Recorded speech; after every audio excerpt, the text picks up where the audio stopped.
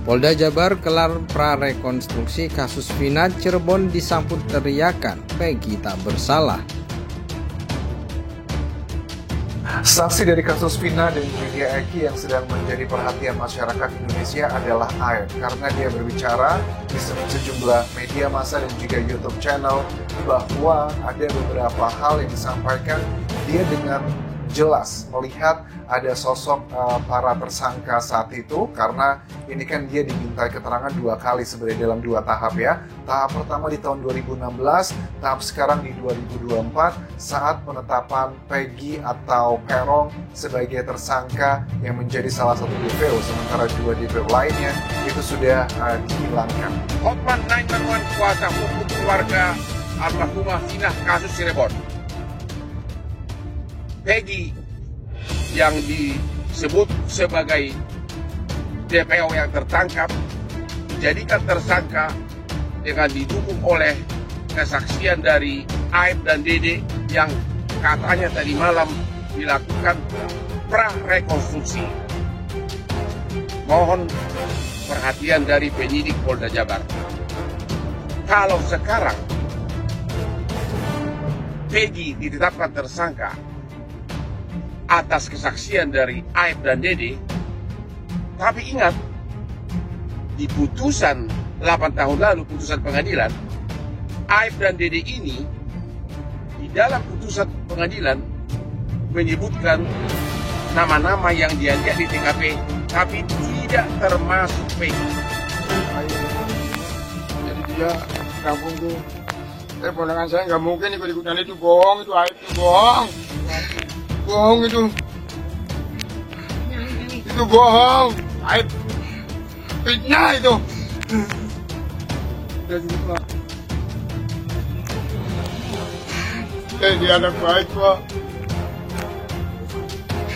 dia anaknya bakti sama orang tua, jadi tulang punggung keluarganya. Dia tuh anaknya soleh, rajin ibadah dan baik pada orang tuanya. Saya pamannya, sepupunya. Sepupu dari ibunya Pak. Ada sejumlah warga yang tinggal di area tempat TKP tersebut yang menyaksikan keterangan dari Aep ini. Misalnya adalah Samsuri, warga dari sekitar TKP. Dia mengatakan bahwa saya tuh cari-cari gitu ya. Sebenarnya yang dikatakan oleh Aep yang dia beli rokok di samping SMP 11 yang jaraknya hanya sekitar 50-100 meter dari tempat anak-anak yang biasanya nongkrong yang menjadi terpidana dalam kasus ini, itu nggak ada. Tahun 2016 posisi keadaan lokasi jalan ini sepi, nggak kayak ini sekarang ini sepi. Warung adanya di perapatan Madura. Kalau yang lainnya ada parewe paling jam 7, jam 8 malam udah tutup. Nah, lokasi depan bengkelnya pencucian Aep itu nggak ada warung sama sekali.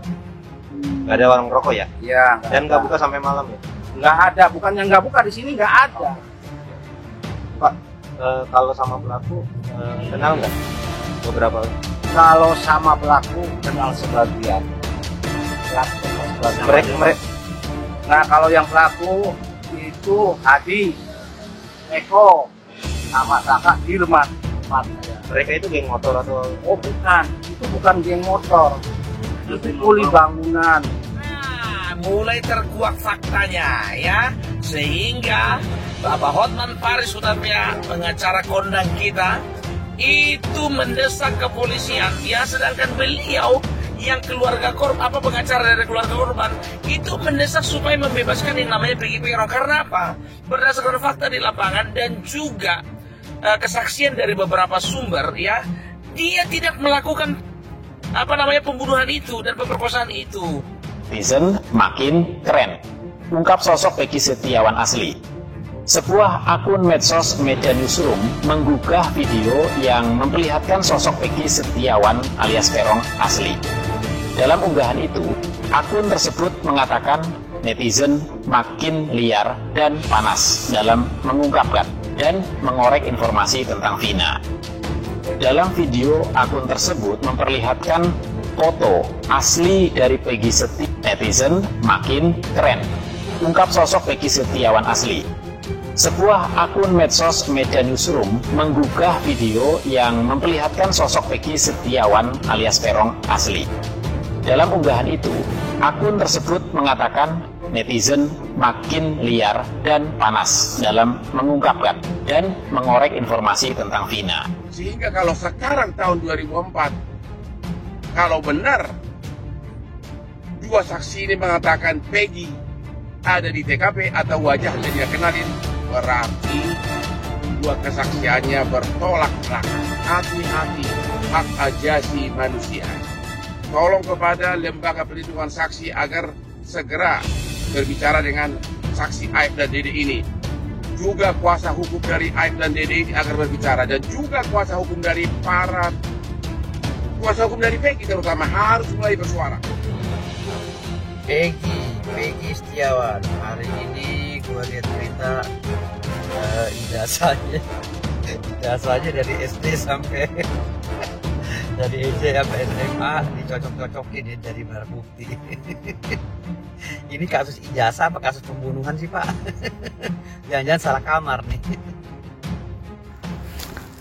Gelaran prarekonstruksi yang digelar tim penyidik di Treskrimum Polda Jabar atas kasus Vina dan Eki pada Rabu 29 Mei 2024 malam masih menarik untuk dibahas. Hal itu terlebih ratusan warga yang hadir menyaksikan beberapa kali meneriaki salah satu tersangka yang baru-baru ini tertangkap, Peggy Setiawan, dengan seruan tidak bersalah. Teriakan itu terdengar sejak awal prarekonstruksi di Jalan Perjuangan, tepatnya di depan SMPN 11 Cirebon, hingga di Jembatan Talun, Kabupaten Cirebon. Dua lokasi tersebut menjadi saksi bisu peristiwa tragis tahun 2016, di mana Vina dan Eki meninggal dunia akibat penganiayaan oleh sekelompok geng motor. Vina bahkan sempat diperkosa secara bergiliran di lahan kosong di sebuah gang seberang SMPN 11 Cirebon.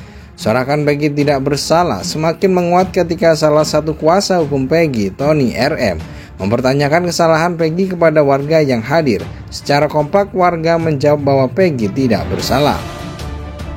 Sebelumnya tim penyidik Polda Jabar dibantu Polres Cirebon Kota menggelegar prarekonstruksi di beberapa lokasi pada Rabu malam.